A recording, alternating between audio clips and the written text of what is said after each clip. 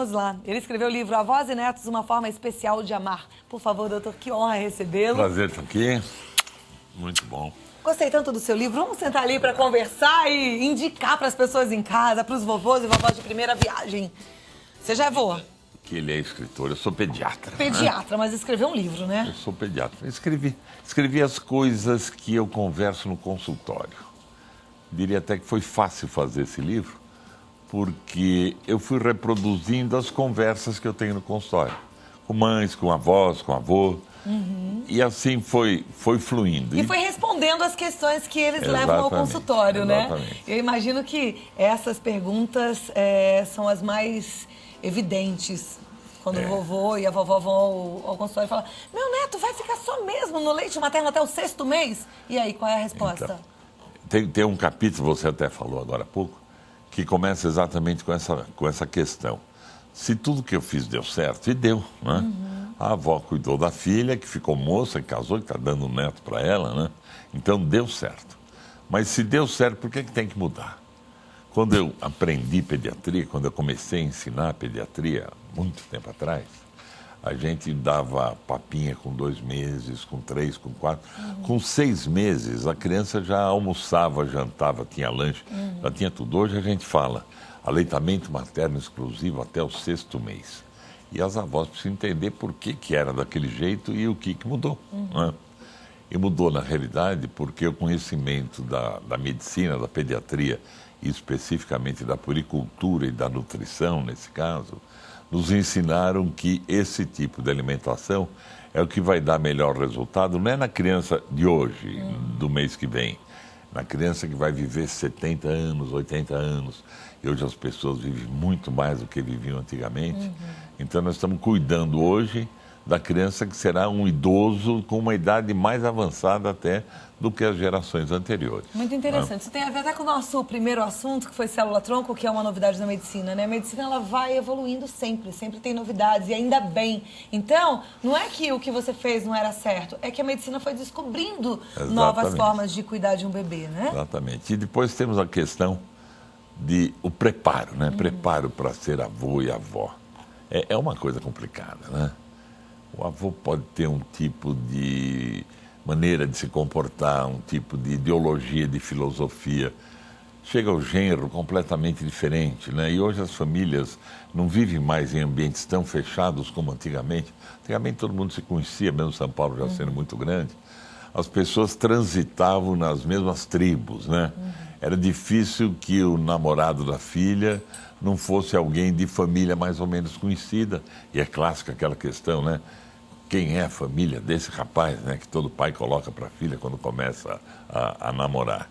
Hoje você tem uma família de intelectuais, onde uma parte pode ser hippie, pode ser dark, pode ser, enfim, né?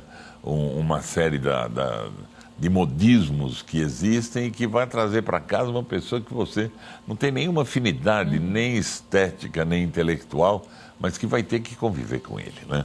Então a gente tenta abordar também essa questão.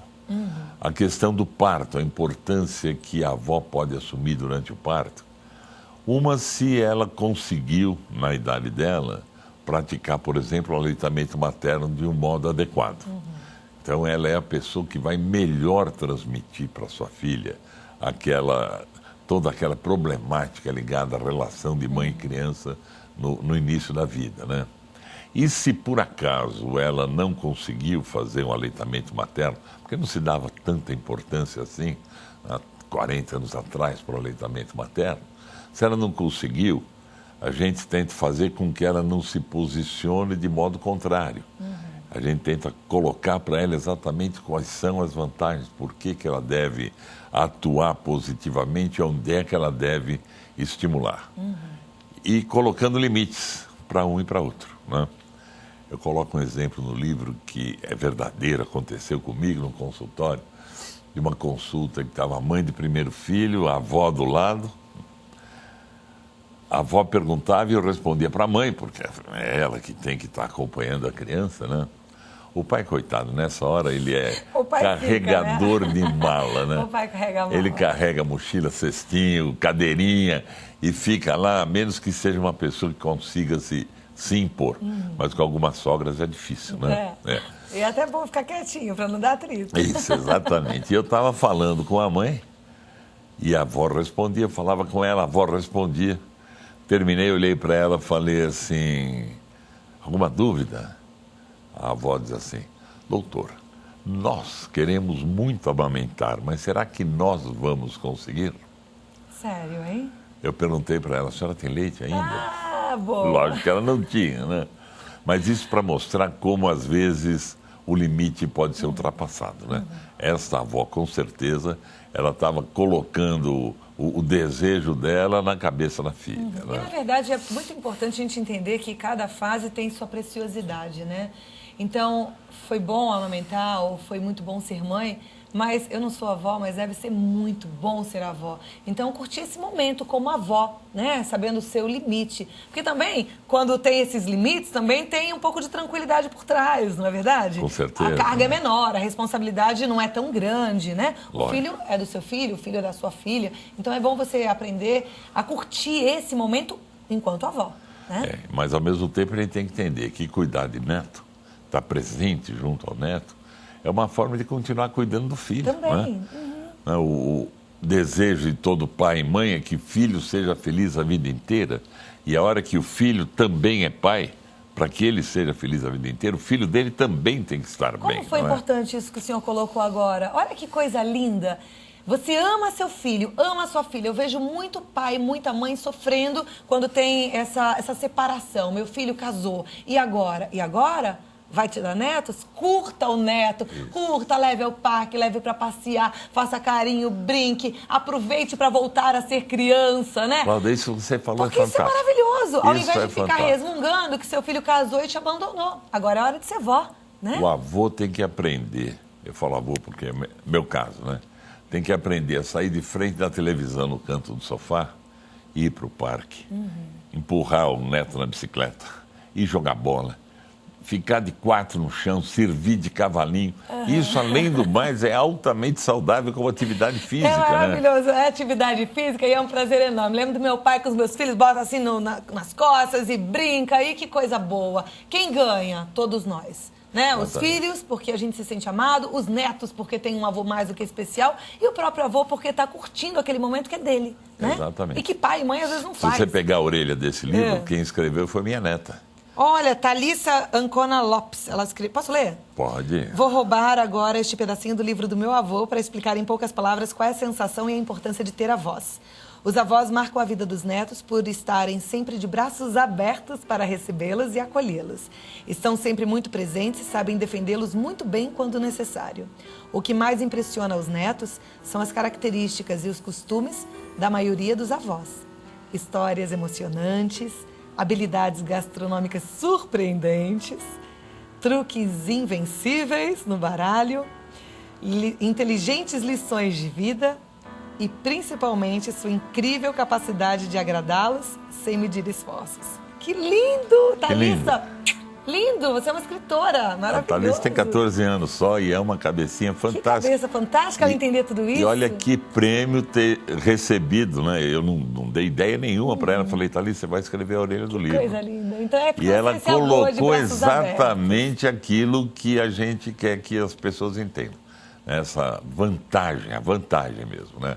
Do avô, da avó estarem de braços abertos, estarem recebendo, fazendo crítica, atuando, corrigindo, mas presentes para que os filhos que viraram pais saibam que mesmo que eles não estejam ali do lado falando com eles, a hora que precisar, eles vão chegar. E sabe uma coisa que é interessante? É sem ressentimento, sabe? Não é assim, ai, minha filha não deixa eu dar o banho, minha filha não deixa eu trocar a fralda. Ai, isso é pra mãe, dá trabalho, lembra?